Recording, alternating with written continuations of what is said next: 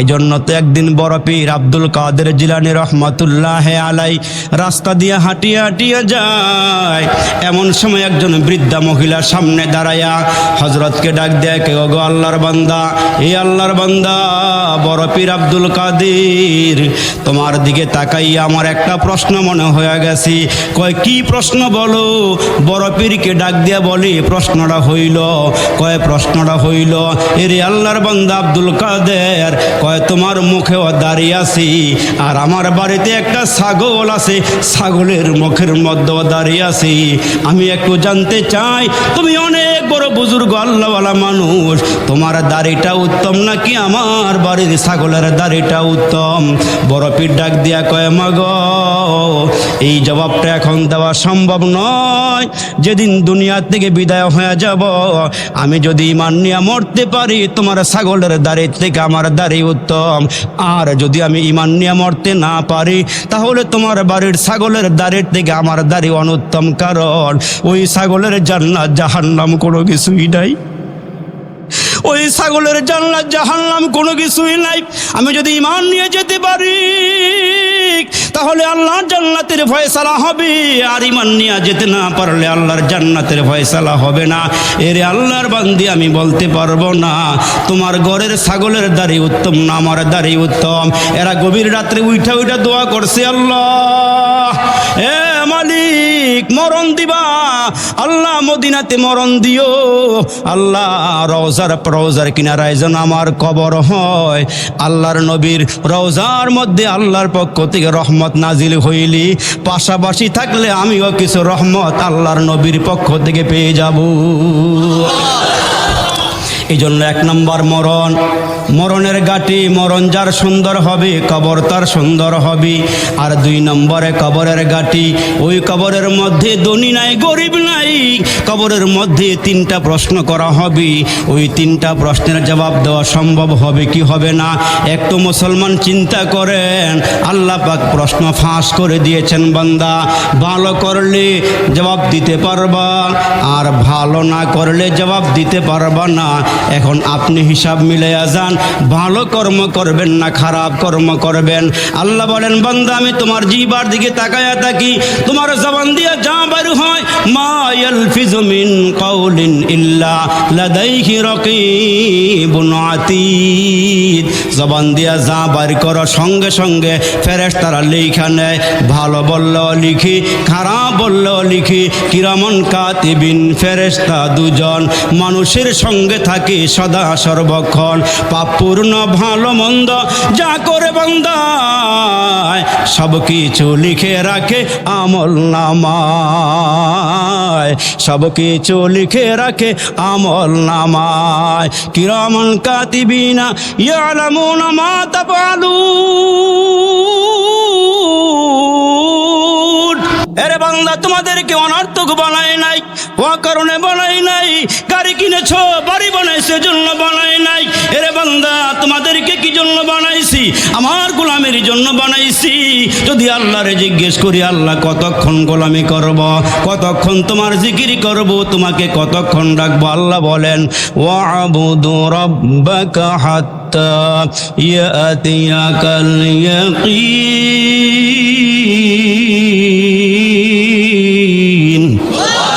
আল্লাহ কয় মৃত্যু আসার আগ পর্যন্ত ইবাদত করতে হবে। এরে মুসলমান, কয়েকদিন আগে ওইখানে একটা জানাজা পড়িয়া গেলাম। এরে মুসলমান, জানা না এইখান থেকে কার কখন মৃত্যু হয়ে যায়। এরে মুসলমান, কোন সময় জানি মালাকুল মউত তোমার আমার সামনে দাঁড়ায়া যায়। কোটি টাকার মালিক কবরের বাসিন্দা হয়ে গেল, লক্ষ টাকার মালিক কবরের বাসিন্দা হয়ে গেল। যেই নবীরা দুনিয়াতে থাকতে পারে নাই, তোমার আমার নবীকে আল্লাহ শ্রেষ্ঠত্ব দিয়া দুনিয়াতে পাঠাইল, ওই নবীও দুনিয়াতে থাকতে পারে নাই। এই জন্য মুসলমান, আপনার আমার হায়াতের জীবনে পরকাল নিয়ে চারটা গাটি আসি। এক নম্বরে মরণের গাটি, ওই মরণ যার সুন্দর হবে কবর তার সুন্দর হবে। আপনার চলন সুন্দর হলে আপনার মরণ সুন্দর হবে, মরণ সুন্দর হলে আপনার কবরও সুন্দর হবে। মাঝে মাঝে একটু বইসে বইসে মুরাকাবা করি, ওরে বন্ধু এই যে সুন্দর বিল্ডিং বানাইলাম, সুন্দর ঘর বানাইলাম, আহারে আমার সামনে সামনে মালাকুল মউত দাঁড়ায়া গেছি। এজন্য মুরব্বীরা কয় মাঝে মাঝে নীরবে একটু বৈশা মোরাকাবা করিও। আহারে আমার মরণ হয়ে গেল, আমার বন্ধু আমার আত্মীয় আমার ছেলেরা চলে গেল বাজারে 3টা কাফনের কাপড় আনার জন্যে। একদিক দিয়া 3টা কাপড়ের জন্য রওনা দিয়েছি, আরেকটা গ্রুপ কবরস্থানে চলে গিয়ে কবর খনন করতেছি। আহারে আমারে শোয়াইয়া ওই খাটিয়ার মধ্যে আমারে শোয়াইল, ওই খাটিয়ার মধ্যে একটা বালিশও দেয় নাই। আহারে আমারে 5তলা 7তলা 10তলা বিল্ডিং থেকে নিচে নামাইয়া উঠানের মধ্যে দরওয়াজার সামনে আমাকে রাখলো। মাঝে মাঝে একটা মোরাকাবা করি, ওরে বন্ধু কিসের বাহাদুরি করো, কিসের আবিত্য বরত্ব দেখাও।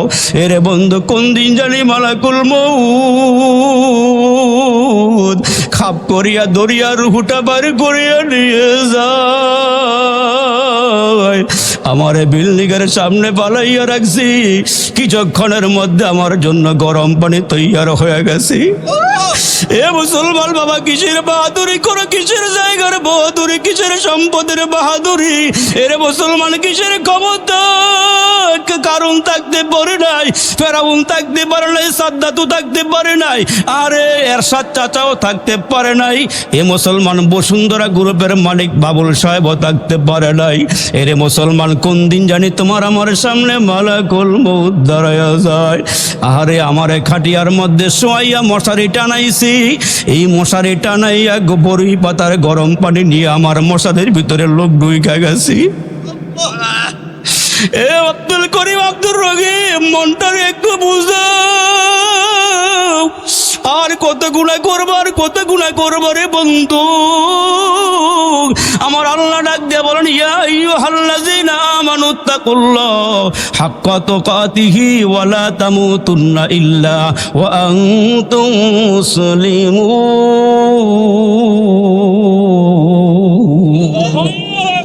আমার আল্লাহ বলে, আমারে ভয় করার মতো ভয় কর, আমি কত বড় মালিক। আসমানের দিকে একটু তাকাইয়া দেখ, আমি আল্লাহ আসমানটা একটা খুঁটিও দেই নাই, আসমানটা কেমনে মাথার উপরে ঝুলিয়ে আছি। আমি আল্লাহ কত বড় বড় সাগর বানাইছি, সাগরের কত মাটি উঠাইছি রে বান্দা, একটা শ্রমিকও লাগাই নাই।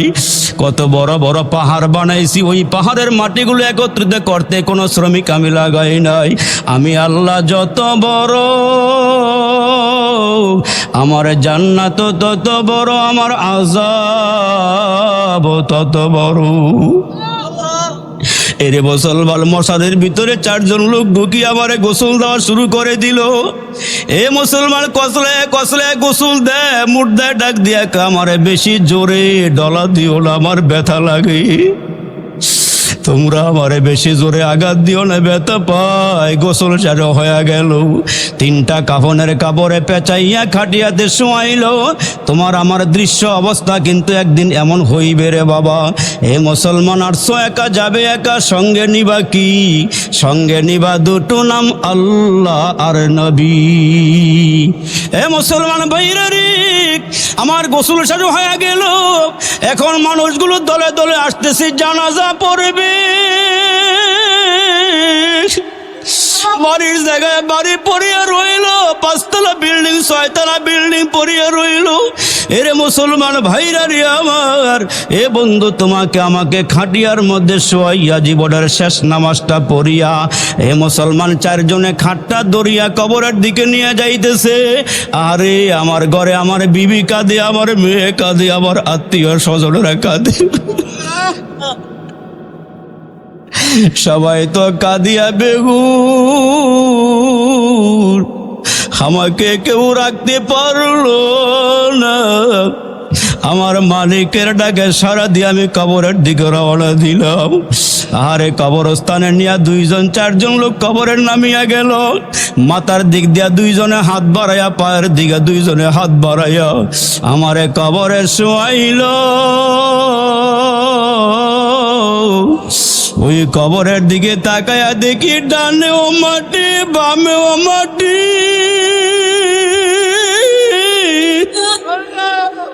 সামনেও মাটি, পিছনেও মাটি, মাটি আর মাটি।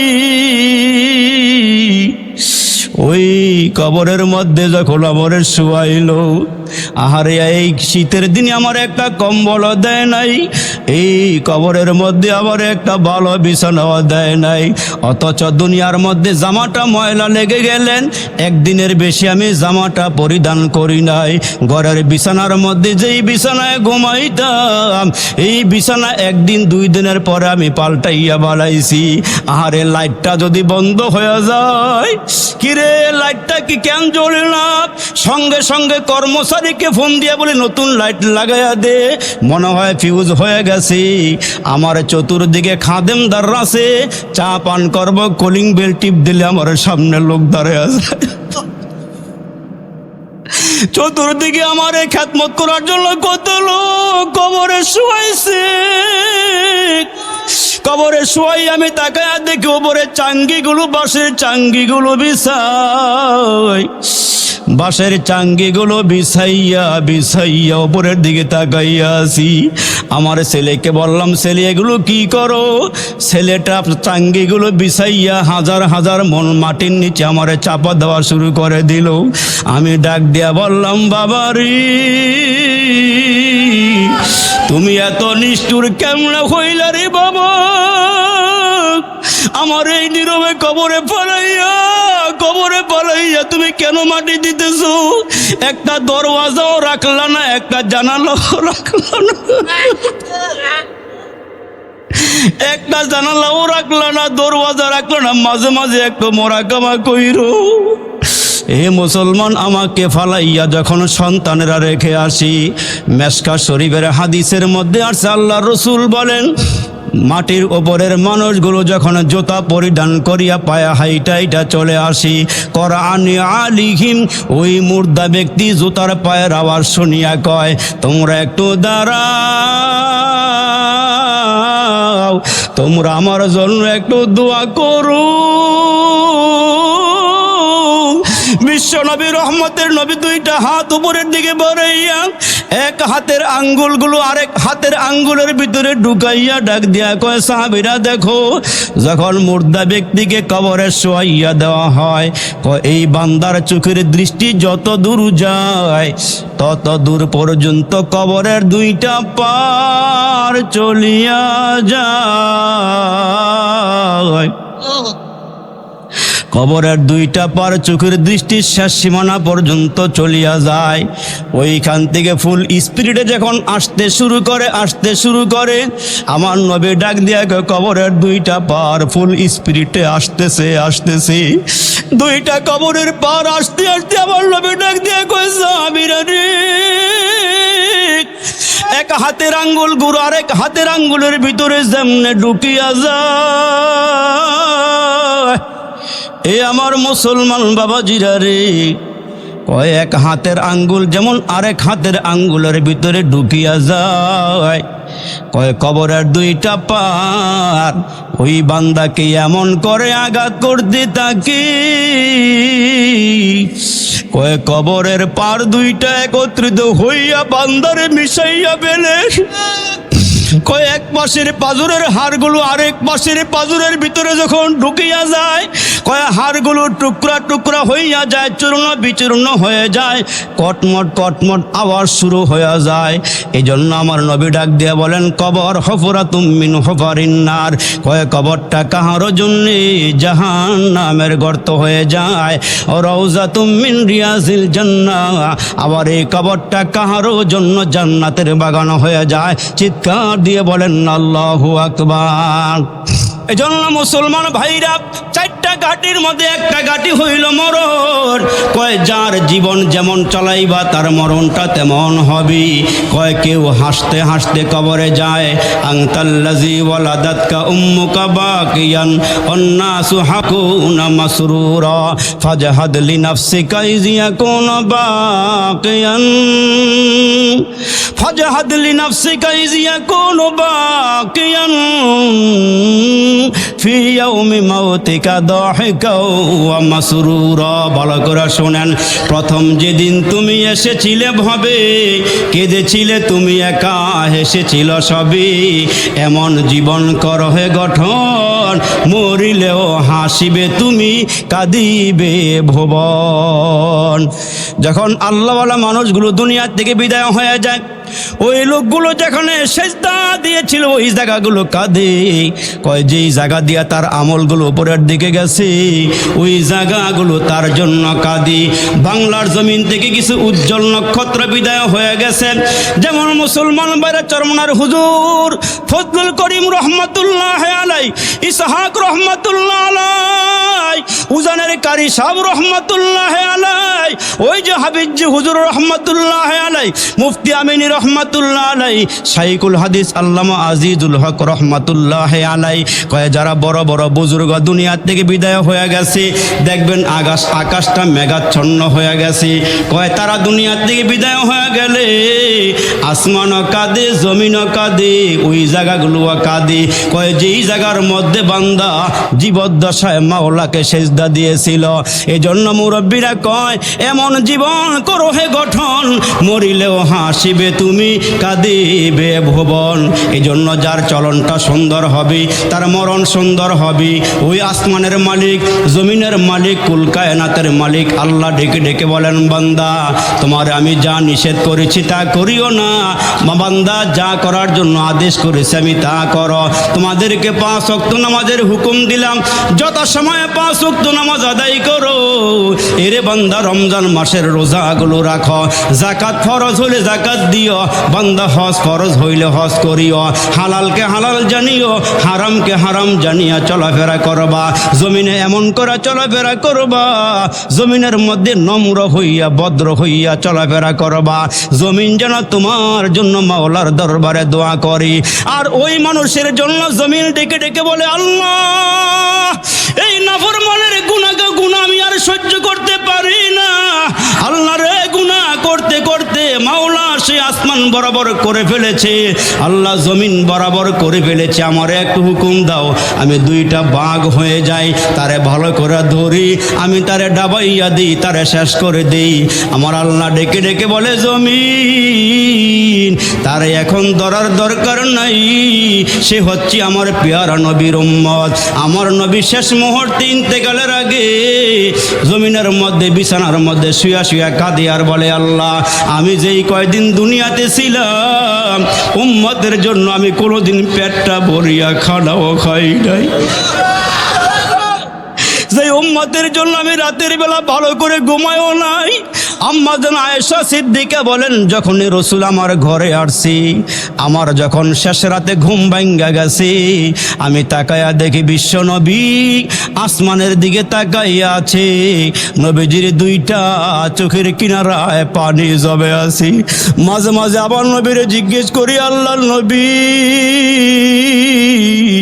আমার বয়স অল্প, আমি কি আপনাকে দুঃখ দেই নাকি, আপনার মনে কষ্ট দেই নাকি? কয় কেন গো আয়েশা, কি হয়েছে বলো? আয়েশা ডাক দিয়া কয়, নবীজি যখনই আমার ঘরে আসেন তাকায়া দেখি আপনি ঘুমান লাগলো নবীজি, আসমানের দিকে তাকাইয়া তাকের চোখের কোলায় পানি। ওগো নবী আপনি কি আমার ব্যবহারে কি অসন্তুষ্ট নাকি? আপনি আমার ব্যবহারে কোনোদিন কষ্ট পাইছিল নাকি?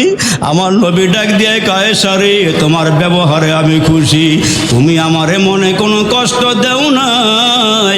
এরে আয়েশা আমি ওই দিন থেকে ঘুমাইতে পারি না, ওই দিন থেকে ঘুমাইতে পারি না যেদিন জিবরাইল আমিন আমার কাছে আয়েশা সালাম দিয়ে বলছিল, আল্লাহর নবী গো জাহান্নামের মধ্যে আপনার একটা উম্মত আগুনে জ্বলবে, জাহান্নামের একটা অংশী আপনার উম্মতেরাও জ্বলবে। জাহান্নাম এত বড় কঠিন জায়গা রে মুসলমান, যে জাহান্নাম নবীজি মেরাজের রাত্রে গিয়া দেখে আসছিলেন, ওই জাহান্নামের আগুন পয়গম্বর দেখিয়া দুনিয়াতে আইসা আল্লাহর দরবারে কাঁদে আর তাসবিহ আদায় করে। নবীজি দুনিয়ার জমিনে আইসা কে আল্লাহুম্মা আজিরনি মিনান নার, আল্লাহুম্মা আজিরনি মিনান নার। আল্লাহ আপনি আমাকে জাহান্নামের আগুন থেকে বাঁচান, আল্লাহ আপনি আমাকে আল্লাহ আমার উম্মতকে আপনি জাহান্নামের আগুন থেকে বাঁচান। আয়েশা রে, আমার উম্মত জাহান্নামে যাবে এই খবর শুনি আমি ঠিকমতো ঘুমাইতে পারি না, আমি ঠিকমতো খানাও খাইতে পারি না। এ মুসলমান বন্ধু, আমার রসুল ডাক দিয়া বলেন, আনা আখিজুন বিহুজাজিকুম আনিন নার। আমি যখন দেখি আমি যখন দেখি আমার উম্মতেরা গুনাহ করতে করতে জাহান্নামের কিনারায় গিয়ে হাজির হয়ে গেছি, আমি দুইটা হাত বাড়ায়া বাড়ায়া ডাক দিয়া কে উম্মত, আমি পয়গাম্বর তোমারে যেমন মায়া করি, তোমার মা তোমার এত মায়া করবে না, তোমার আব্বা তোমার এত মায়া করবে না। এরে উম্মত, আমি বলিয়া যাই জাহান্নামের আগুন বড় কঠিন। ওই জাহান্নামের আগুনের একটা অংশ আরেকটা অংশ থেকে পানা চায় আল্লাহর দরবারে। ওই জাহান্নামের একটা অংশ আরেকটা অংশকে খেয়ে ফেলতে চায়। ওই জাহান্নাম আল্লাহকে ডাক দিয়ে কয়, মালিক জাহান্নাম এত উত্তপ্ত হইছে, একটা অংশ আরেকটা অংশকে খেয়ে ফেলতে চায়, আমার একটা নিঃশ্বাস ছাড়ার সুযোগ দাও। আল্লাহ কয়, তুই দুইবার বৎসরে নিঃশ্বাস নিতে পারবি, একটা হলো শীতের সময় আর একটা হইল গরমের সময়। জোরে জোরে কন্যা সুবহানাল্লাহ। এই জন্য আমার বাবাজিরা জাহান্নামের আগুন থেকে পরিত্রাণ চাও, মরণের গাটি মরণ রে একটু ইয়াদ করেন। আল্লাহ রসুল কয়, যারা দৈনন্দিন কমাস কম 70 বার মরণের কথা স্মরণ করবি, এরা শহীদি মরণ লইয়া কবরে যাইতে পারবি। জোরে কন্যা আল্লাহু আকবার। এজন্য 1 নম্বরে মরণ। এর মুসলমান চিন্তা করিয়া দেখেন, ইমান নিয়ে কবরে যাইতে পারবেন কি পারবেন না, একটু সাবধান হয়ে যান। এই জন্য তো এক জগৎ বিখ্যাত একজন নারী, নাম হলো রাবিয়া। ওই রাবিয়া যেদিন দুনিয়ার থেকে বিদায় হবে, বিদায় হওয়ার আগে বড় বুজুর্গ হাসান বসুরিকে ডাক দিয়া বলি, ওগো হাসান বসুরি, আমি আপনার একজন শ্রোতা, আমি আপনার বয়ান শুনি, তবে আপনার কাছে আমার একটা জিজ্ঞাসা, আপনি আমার টেনশনটা একটু দূর করিয়া দেন, আমার চিন্তাটা একটু দূর করিয়া দেন। কয়, কি চিন্তা? কয়, যেদিন দুনিয়া থেকে বিদায় হয়ে যাব, আমি ঈমান নিয়ে কবরে যাইতে পারবো কি পারবো না? আপনি যেহেতু বড় বুজুর্গ আল্লাহওয়ালা মানুষ, আপনি একটু চিন্তাটা দূর করিয়া দেন, আমি ঈমান নিয়ে কবরে যাইতে পারবো নি। আল্লাহর ওলি হযরতে হাসান বসরি ডাক দিয়ে কয়, রাবিয়ারি, আমি কেমনে বলবো তুমি ঈমান নিয়ে কবরে যাইতে পারবা কি পারবা না? এজন্য তো একদিন বড় পীর আব্দুল কাদের জিলানী রহমাতুল্লাহ আলাই রাস্তা দিয়ে হাঁটিয়া হাঁটিয়া যায়। এমন সময় একজন বৃদ্ধা মহিলার সামনে দাঁড়ায়া হযরতকে ডাক দেয়, কে ওগো আল্লাহর বান্দা, এই আল্লাহর বান্দা বড় পীর আব্দুল কাদের, তোমার দিকে তাকাইয়া আমার একটা প্রশ্ন মনে হয়ে গেছে। কয়, কি প্রশ্ন বলো? বড় পীরকে ডাক দিয়া বলি, প্রশ্নটা হইল, কয় প্রশ্নটা হইল, এরে আল্লাহর বান্দা আব্দুল কাদের, কয় তোমার মুখেও দাঁড়িয়ে আছি, আর আমার বাড়িতে একটা ছাগল আছে, ছাগলের মুখের মধ্যেও দাঁড়িয়ে আছি। আমি একটু জানতে চাই, তুমি অনেক বড় বুজুর্গ আল্লাহওয়ালা মানুষ, তোমার দাড়িটা উত্তম নাকি আমার বাড়ির ছাগলের দাড়িটা উত্তম? বড় পীর ডাক দিয়া কয়, মাগো, এই জবাবটা এখন দেওয়া সম্ভব নয়। যেদিন দুনিয়া থেকে বিদায় হয়ে যাব, আমি যদি ঈমান নিয়ে মরতে পারি, তোমার ছাগলের দাড়ি থেকে আমার দাড়ি উত্তম। আর যদি আমি ঈমান নিয়ে মরতে না পারি, তাহলে তোমার বাড়ির ছাগলের দাড়ির থেকে আমার দাড়ি অনুত্তম, কারণ ওই ছাগলের জান্নাত জাহান্নাম কোনো কিছুই নাই। ওই ছাগলের জান্নাত জাহান্নাম কোনো কিছুই নাই। আমি যদি ঈমান নিয়ে যেতে পারি, তাহলে আল্লাহর জান্নাতের ফয়সালা হবে, আর ঈমান নিয়ে যেতে না পারলে আল্লাহর জান্নাতের ফয়সালা হবে না। এরে আল্লাহর বান্দি, আমি বলতে পারবো না তোমার ঘরের ছাগলের দাড়ি উত্তম না আমার দাড়ি উত্তম। এরা গভীর রাত্রে উঠা উঠা দোয়া করছে, আল্লাহ এ মালিক, মরণ দিবা, আল্লাহ মদিনাতে মরণ দিও, আল্লাহ রওজার কিনারায় যেন আমার কবর হয়। আল্লাহর নবীর রওজার মধ্যে আল্লাহর পক্ষ থেকে রহমত নাজিল হইলি, পাশাপাশি থাকলে আমিও কিছু রহমত আল্লাহর নবীর পক্ষ থেকে পেয়ে যাব। এই জন্য 1 নম্বর মরণ, মরণের গাটি, মরণ যার সুন্দর হবে কবর তার সুন্দর হবে। আর 2 নম্বরে কবরের গাটি, ওই কবরের মধ্যে ধনী নাই গরিব নাই, কবরের মধ্যে 3টা প্রশ্ন করা হবে। ওই 3টা প্রশ্নের জবাব দেওয়া সম্ভব হবে কি হবে না? একটু মুসলমান চিন্তা করেন, আল্লাহ পাক প্রশ্ন ফাঁস করে দিয়েছেন, বান্দা ভালো করলে জবাব দিতে পারবা, আর ভালো না করলে জবাব দিতে পারবা না। এখন আপনি হিসাব মিলাইয়া যান, ভালো কর্ম করবেন না খারাপ কর্ম করবেন। আল্লাহ বলেন, বান্দা আমি তোমার জিহ্বার দিকে তাকায়া থাকি, তোমার জবান দিয়ে যা বের হয়, মা ইয়ালফিজু মিন কাউলিন ইল্লা লাদাইহি রাকিবুন আতীদ, জবান দিয়া যা বের করো সঙ্গে সঙ্গে ফেরেশতারা লেখা নেয়। ভালো বললেও লিখি, খারাপ বললেও লিখি। কিরামান কাতিবিন, ফেরেশতা 2জন মানুষের সঙ্গে থাকে সদা সর্বক্ষণ। পাপপূর্ণ ভালো মন্দ যা করে বান্দা সব কিছু লিখে রাখে আমল নামায়, সব কিছু লিখে রাখে আমল নামায়। কিরামান কাতিবিনা ইয়ালামুনা মা তাফআলুন, বান্দা ফেরেশতারা সব লিখেন, সব লিখেন। ভালো বললেও লিখে, মন্দ বললেও লিখে।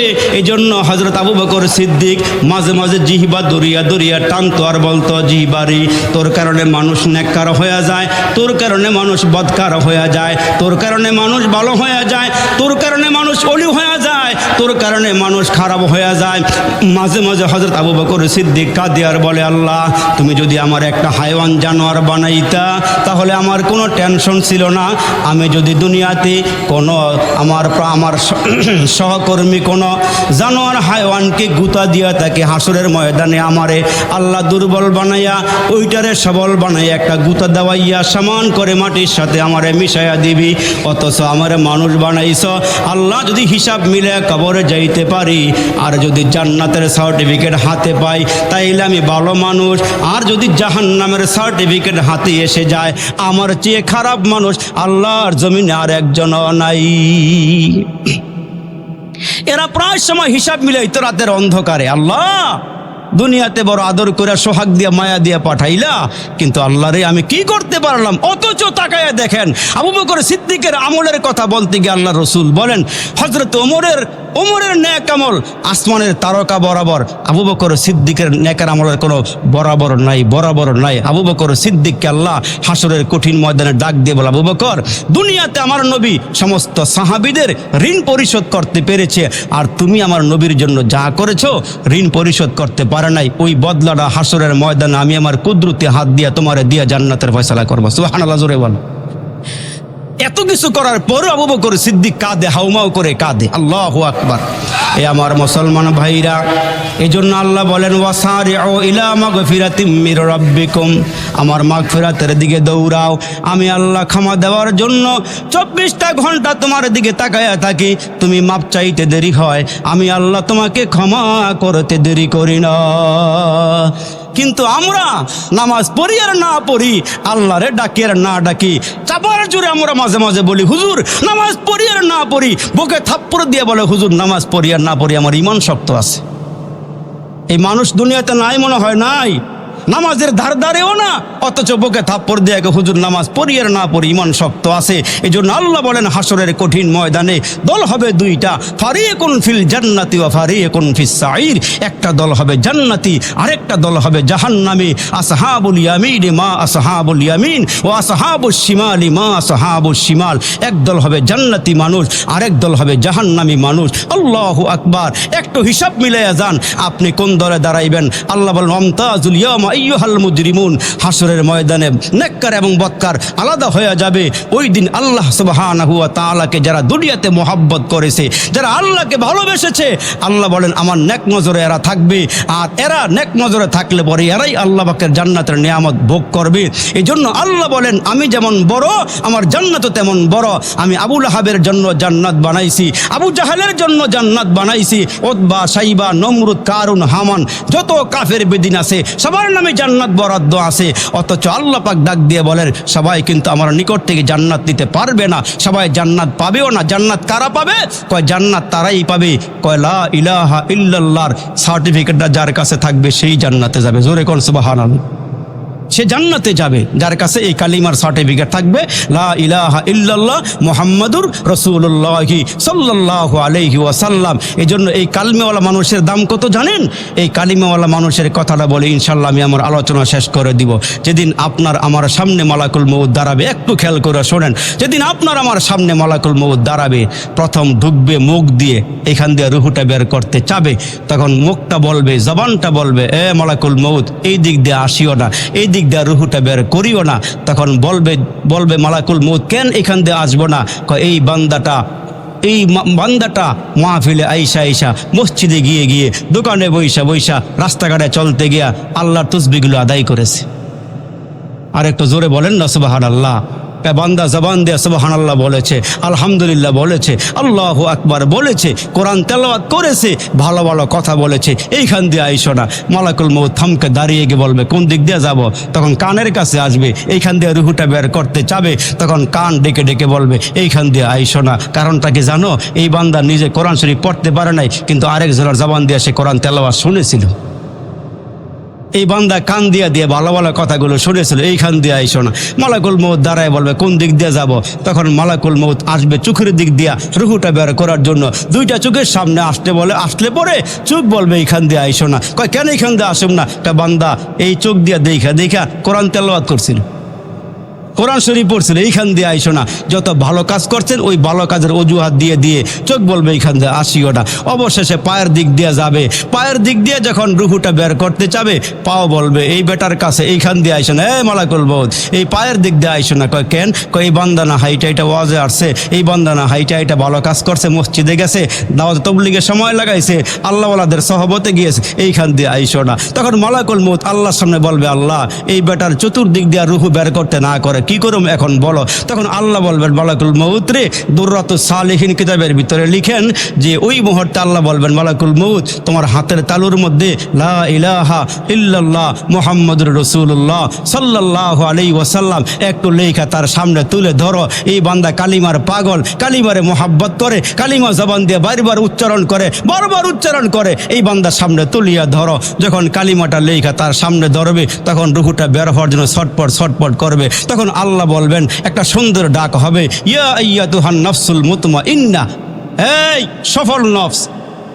মুতমাইন নফস, তোমার এখন বের হওয়ার সময় হয়েছে। তবে তোমার পুরস্কারটা তোমার একটু দেখা দেয়, ইন্নাল্লাযীনা ক্বালু রাব্বুনাল্লাহ সুম্মা ইসতাকামু তাতানাজ্জালু আলাইহিমুল মালাইকা আল্লা তাখাফু ওয়া লা তাহজানু ওয়া আবশিরু বিল জান্নাহ। যারা আমাকে ভয় করেছো, তোমার কোনো চিন্তা নাই, তোমার কোনো পেরেশানি নাই, আমার একটা অঙ্গীকার ছিল, আমার একটা ঘোষণা ছিল, তোমার আমি জান্নাত দেব, একটা ওয়াদা করেছিলাম। এখন জান্নাতের দিকে তাকাও, রুহুটা বের হতে দেরি হবে, এইখানে আসতে দেরি হবে না। তখন বান্দা তাকায়া দেখবে ১৫০০ বছর আগে আমার নবী বলেছিল, মা লা আইনুন রাআত ওয়ালা উযনুন সামিআত ওয়ালা খাতারা আলা কলবি বাশার।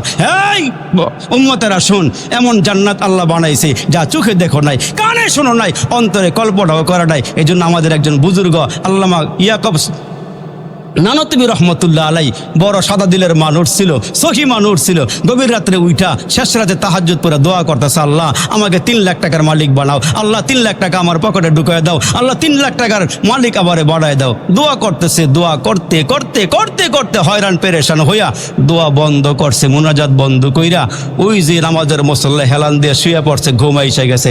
ঘুমের ঘরে স্বপ্নে দেখতেছে বিশাল এক ময়দান, বিশাল এক ময়দানে সুন্দর সুন্দর ঘর, সুন্দর সুন্দর বিল্ডিং বানাইয়া সাজায় রেখে দিয়েছেন। তো ঘুমের ঘরে হযরত স্বপ্নে দেখতেছে, স্বপ্নে দেখে একটা ইট স্বর্ণের, একটা ইট রূপার এবং লেখা নিম প্লেটের লেখা, নাম লেখা দেখা যাইতেছে। তো আল্লামা ইয়াকুব নানতবী রহমতুল্লাহ আলাই তাকায় দেখতেছেন যে একটা জান্নাতের গেইটে হুজুরের নামও লেখা দেখা যাইতেছে। আর একটু জোরে বলেন না সুবহানাল্লাহ।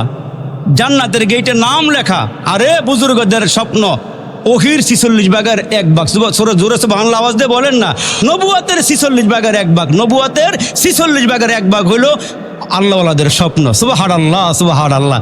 উনি দেখতেছে, দেখে বলে, ভাই এটা কার নামে? কয় ইয়াকুব নানতবীর নামে। একটা চাবিটা দেও না, ভিতরে ঢুকি। কয় না এখন ঢুকার ক্ষমতা নেই। আপনার কি মরণ হয়েছে? কয় না আমার তো মরণ হয় নাই। কয় তাইলে এই জান্নাত আপনাকে দেওয়া যাইব না। কয় একটু ঘুরাই ঘুরাই দেখাইবানি? কয় হ্যাঁ দেখানো যায়। তখন দেখে 3টা কর্নারে গিয়ে দেখে যে বিল্ডিং বড় সুন্দর, একটা জায়গাতে গিয়ে দেখে জায়গাটা অন্ধকার, জায়গাটা অন্ধকার, মেঘাচ্ছন্ন হয়ে আছে, অন্ধকার হয়ে আছে। ইয়াকুব নানু তুমি স্বপ্নের ভিতরেই বলে ভাই এই জায়গাটা অন্ধকার কেন? যারা দেখাইতেছে ঘুরাই ঘুরায় বলে হযরত এইখানে একটা টাইলস লাগানো ছিল, এই টাইলসটা খুইলা নিচে পড়ে গেছে, এই জন্য জায়গাটা অন্ধকার হয়ে গেছে। কয় টাইলস খুললো কেন? কয় একটা টাইলসের দাম 3 লাখ টাকা। আর একটু জোরে কর না সুবহানাল্লাহ। কয় একটা টাইলসের দাম 3 লাখ টাকা। দুনিয়া নেবেন না আখিরাত নেবেন বলেন? দুনিয়া না আখিরাত নেবেন বলেন? তো হযরত ঘুমের ঘরে বলতেছে আমার দুনিয়া দরকার নাই। ইস দুনিয়া কে দোস্তি মিসলে কাগজ ফুল হ্যায়, ইস দুনিয়া কে দোস্তি মিসলে কাগজ ফুল হ্যায়, देखने में खुशनुमा है वो मगर कुछ भी नहीं, जगह जी लगाने के दुनिया नहीं है, ये इबरत की जा है तमाशा नहीं है, जागना है जाग ले अफलाक की साया तोली, हशर तक सोना पड़ेगा खाक की साया तोली।